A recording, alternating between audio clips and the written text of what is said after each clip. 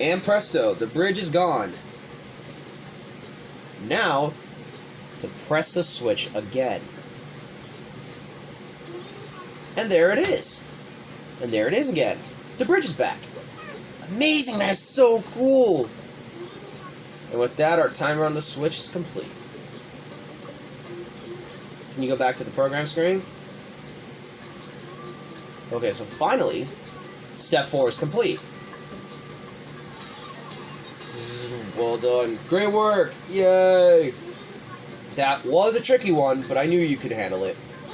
I have to admit it. I'm impressed too, Dry Crunch. You took care of that complex programming with style and skill. We're really close to completing this game now. Just a little more to go. What kind of game will it be? That's up to you, Dry Crunch. Next, we're going to add a fiendish enemy to the game. Scary. Enemy, eh? See you in the next step. See you there.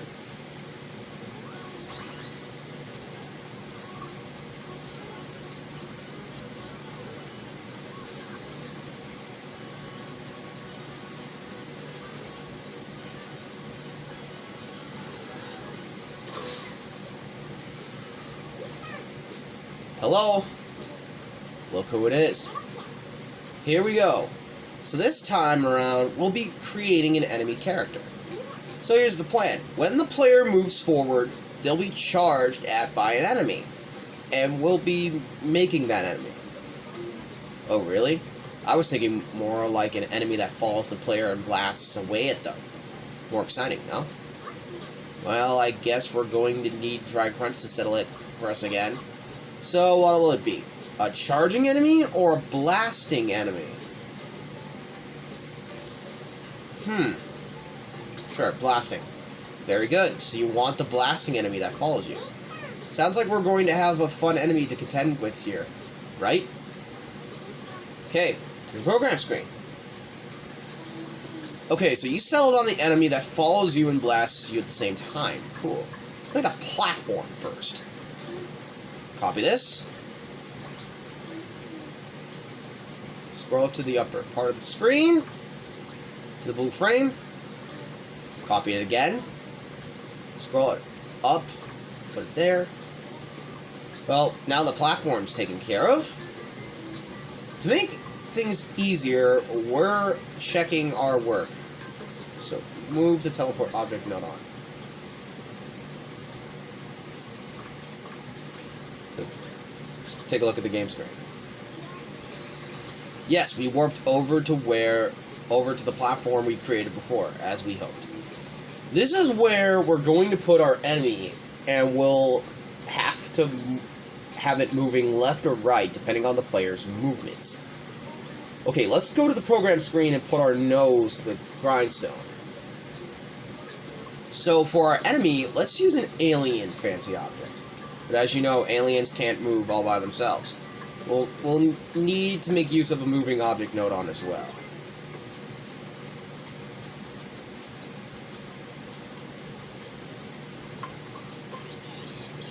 Hey friend, ready to take things to the extreme? You made it through the final to the final lesson. Got some staying power, buddy. I hope you'll use some of that staying power in a mega workout sometime. Open up the settings. Open up the mode menu. We don't want our alien to be too light on its feet, so choose speed. The properties enable solid and movable. Okay, close that settings. Now we need to connect it to a fancy object. From around fancy object menu, call up an alien. Okay. An extraterrestrial, an unknown life form regarding this Earth with envious eyes. I have to say, choosing the alien reflected very well on your good taste, Dry Crunch. Alright, so let's make it bigger. Open up the settings here. Under connection point, set own to the center and target to the center. Close that up. Close the settings. Now connect it to the moving fancy objects. There we go. Good. We're ready to make our alien move. Let's check on the programming screen. And there's our alien. We need to make it so that it moves left or right depending on the player's position, though. Let's handle that on the programming screen. Like I just said, the plan is to have the alien move left or right depending on the player's position. And to do that, it would help if we could determine the difference between the alien's position and the player's position. Then, if we have the alien move only by the same amount as this difference, the alien will move based on the player's position. Let's take care of that now. We'll need to track the alien's position here, so call up a location sensor node on. No problem. Watching out for aliens' positions. Roger, I've got you. Now move the sensor node on a bit there. Open up the settings. Under properties, disable visible. Close the settings. Connect the location sensor node on to alien facing object node on. So now we can track the alien's position.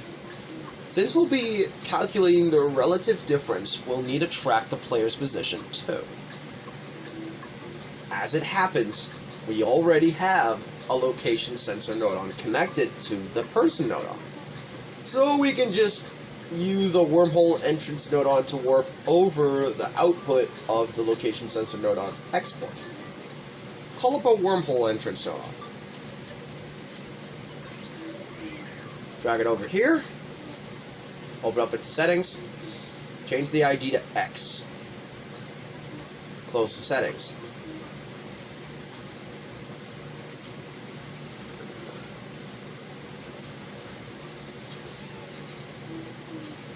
Call the wormhole exit node on. Place it over there. Open up its settings. ID to X. Close them. So now we know how to get the X position for both the player and the alien. Now the difference is to calculate the difference between the two positions. Call a subtraction calculator node on. Calculator node on is my name, and subtraction is my game. At point at last. Move it over there. Connect it to there. Export to import. Now, we'll be able to calculate the difference in position between the alien and the player. Let's use a wormhole entrance node on to get a calculated output where we need it.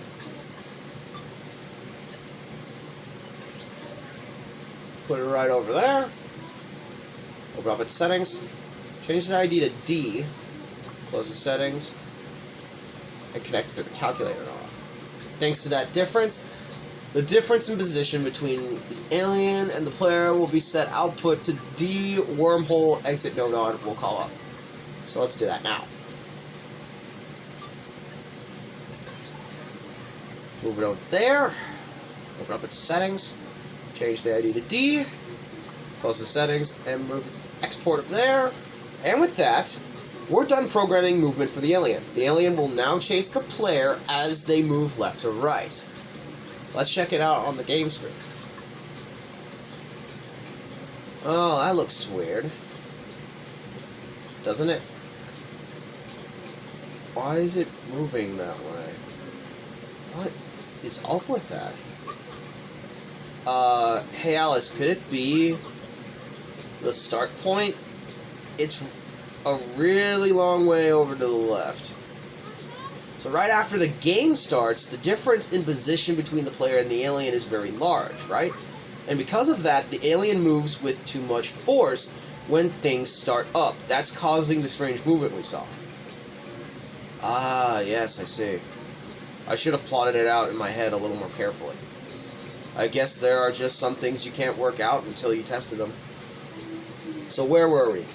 We established that it causes us problems if the alien is moving when the game starts. What if we make it so that the alien only starts to move when the player reaches the alien's area? Let's go to the program screen and see what we can do. How are we going to fix this, Try? What if we use a combination of the touch sensor node on, a flag node on, and a calculator node on? First, call up a touch sensor. Beep, anything wrong? when the player touches this touch sensor, that'll be the alien's cue to start moving. Open up his settings. Disable visible on properties. Check what? Enable person only. Close the settings. We want to make sure that the player trips on the sensor, so let's make it a whole lot wider. Switch it over to the side view. Make it as big and tall like a wall. Head, good work. You can flip over to the overhead view. Next, call up a flag node on. Well, I got one of the person gets me. Bring the flag node on over to the right side of the touch sensor. And connect the touch sensor node on to the flag on port, which we will go over in the next video. So I'll see you all then. Peace, stay crispy. Bye, guys.